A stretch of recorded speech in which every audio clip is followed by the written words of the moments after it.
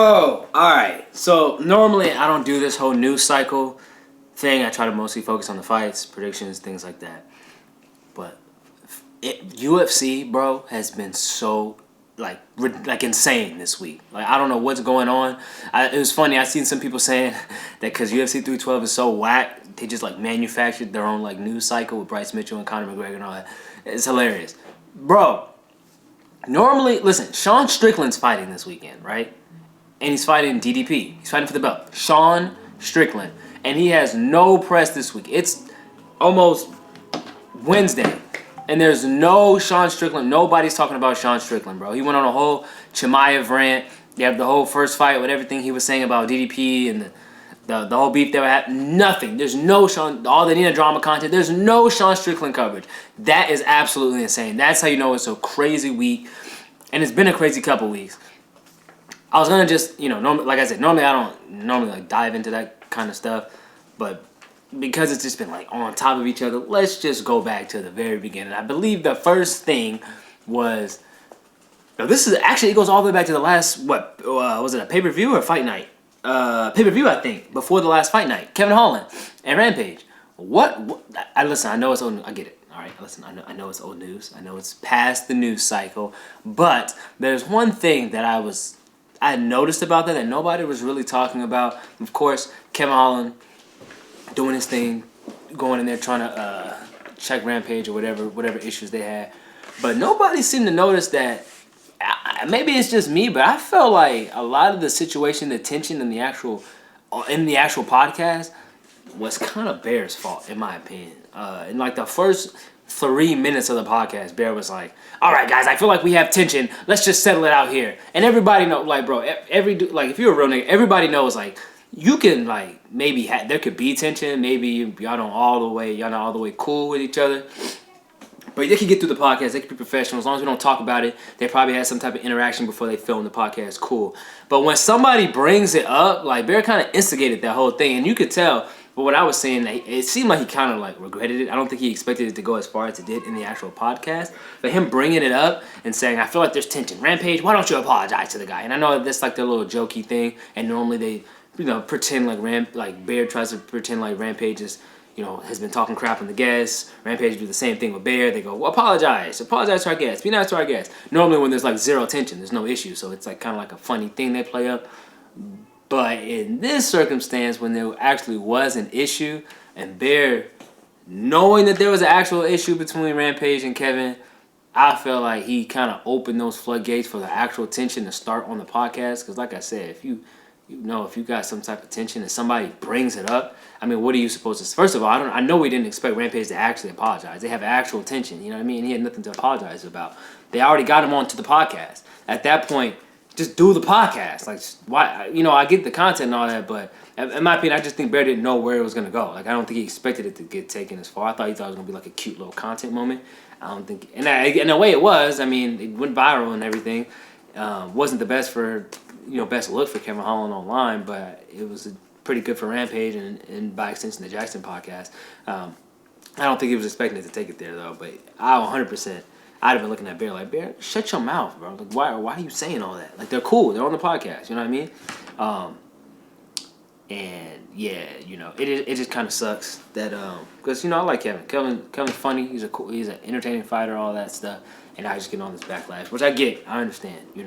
I also feel like if I don't know if Kevin and Bear are actually cool. I know he said like, "Oh, I'm cool with him." I don't know if they're actually like cool. Like if there's an actual respect.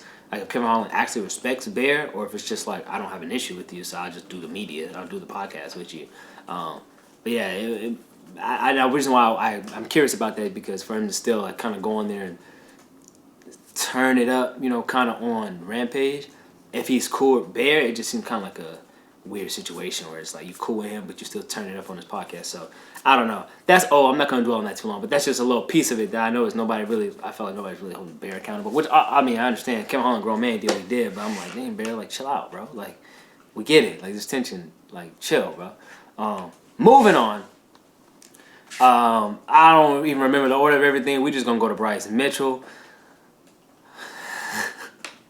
And his now I would just say it, but I was apparently, I find out apparently it's something, I don't know if you can necessarily say old dude's name on YouTube or whatever. So I don't even know how that works. And I'm be honest, I didn't do no research into that.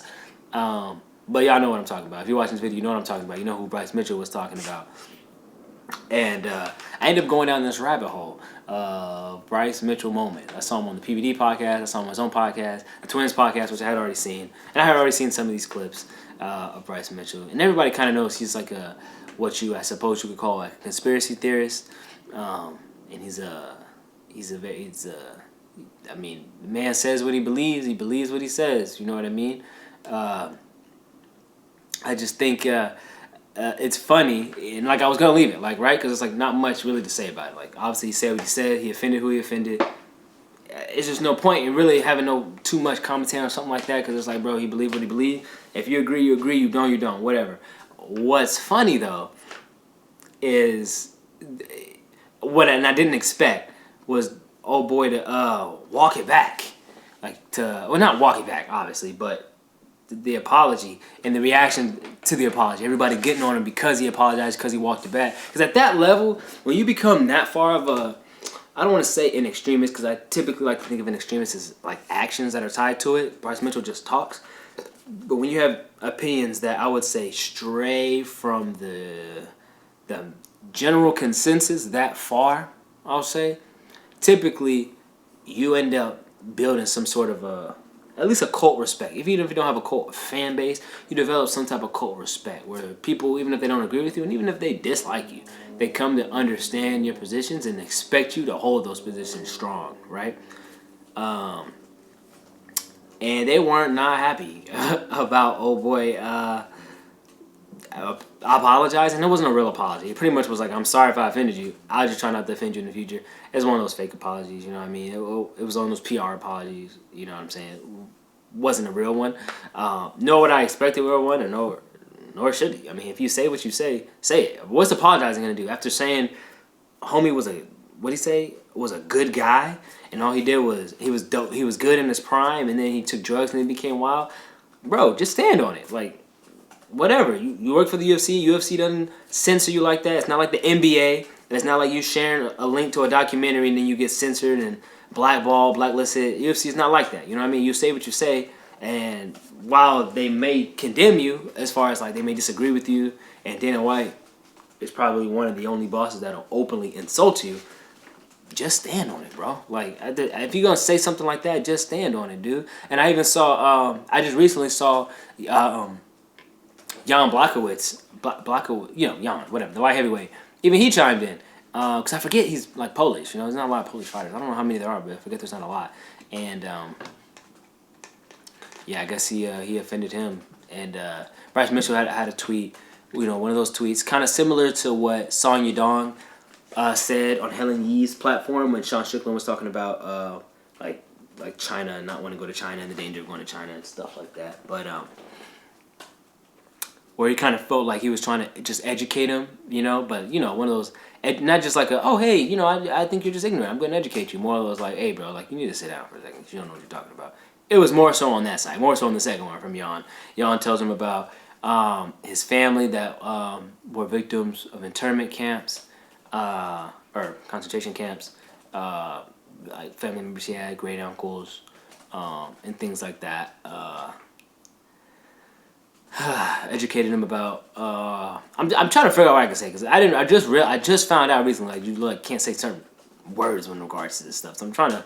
You get what I'm saying though. Jan had family that suffered due to the actions of old dude that Bryce Mitchell was in a way praising. I mean, he gave him a full blown compliment, that's the other thing, bro. It's like he didn't even say like, oh man, I don't really know about him. You know, I don't know how much this was. You know, at least Bo complimenting him. Like, you don't just compliment people every day. He chose to compliment him. You know what I'm saying? But anyway, Jan took issue with that right after Mitchell said it. So, you know, maybe that's a matchup we can look forward to coming up. Maybe they'll cut the weight class rules just for that fight.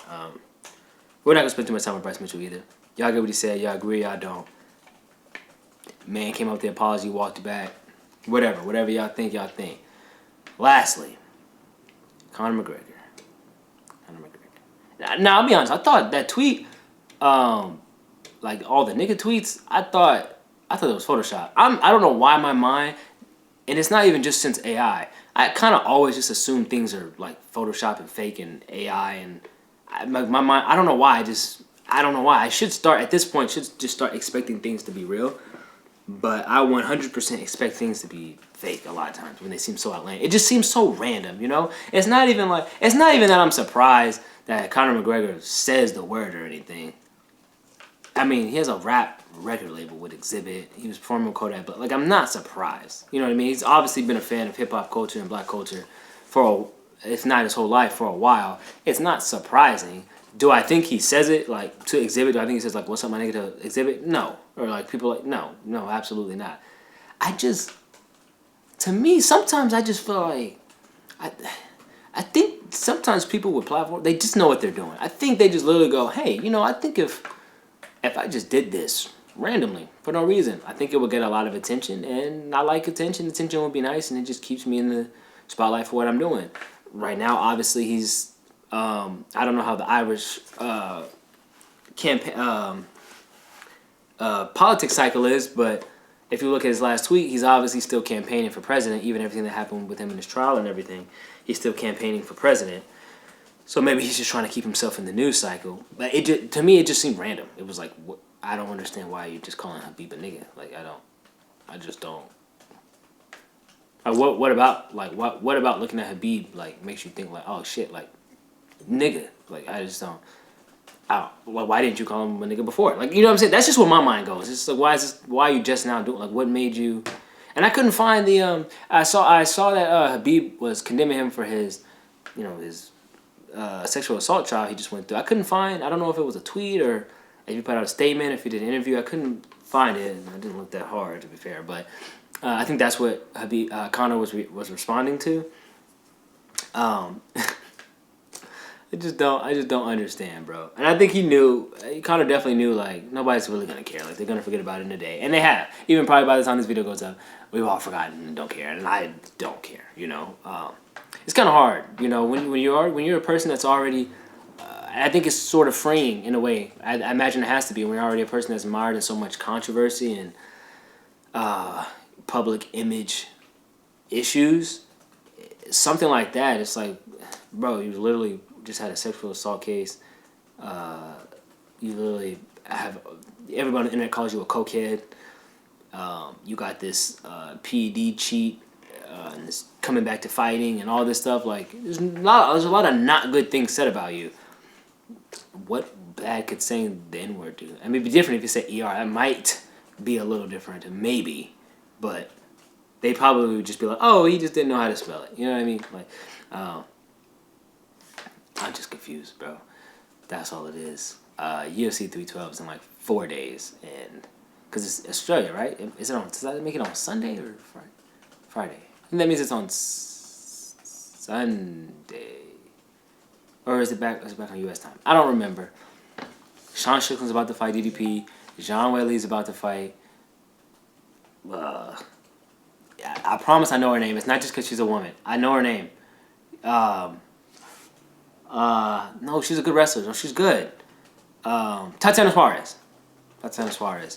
And then the rest of the card is probably like, I'll be honest, I don't know it. It's probably like Justin Tafa and Bam Bam Tuivasa and Junior Tafa. Unfortunately, no Oberg. Oberg and Jan would be a banger to put as the featured light heavyweight bout right before Pereira and Ankalaev. That would be fire. Or you could do Oberg and Roundtree. No. I like both of them. I don't want them to fight each other. No. I want Roundtree can fight. This is off topic, but Roundtree could fight. What's his name? Dude, Ankalaev just fought Rakic. That'd be cool. I'd like to see that.